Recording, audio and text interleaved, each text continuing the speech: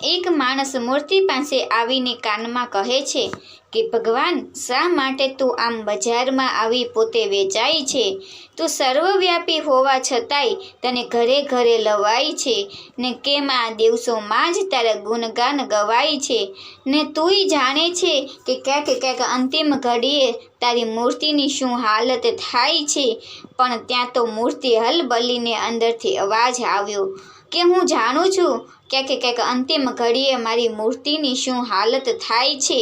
પણ પિતાના શ્રાવણ બાદ ભક્તોના ઘરે જઈ એમના દુઃખ હરવાની મારી ફરજ બંધાય છે